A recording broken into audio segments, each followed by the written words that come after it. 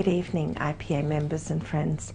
I'm sorry I couldn't be with you this evening. There's no richer woman on earth and few more controversial people in Australia.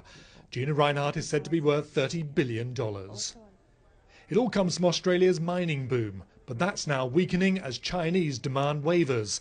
And Miss Rinehart has decided to use a rare public appearance to blame Australia's high costs for the slowdown. We must get realistic, not just promote class warfare. Indeed, if we competed at the Olympic Games as sluggishly as we compete economically, there would be an outcry. Last week, Gina Rinehart wrote an article saying Australians would be richer if they smoked and drank less, and now says the country should look to Africa to make itself more competitive. Africans want to work, and its workers are willing to work for less than $2 per day.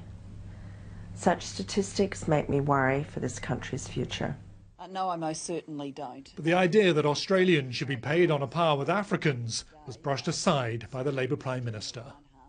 It's not the Australian way to toss people $2, to toss them a $2 gold coin and then ask them to work for a day.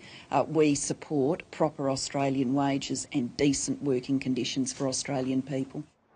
It's probably fair to say that most Australians are either in awe or are appalled by Gina Rinehart. Over the past few months, she's been involved in a very public, very bitter dispute with her own children over control of the family fortune. But now she's turned her attention to the nation's wealth, which is what makes her so fascinating and so controversial. It's not the first time Gina Rinehart and the government have clashed. The government wants a redistribution of mining profits. Gina Rinehart wants a reinforcing of mining's interests. Duncan Kennedy, BBC News in Sydney.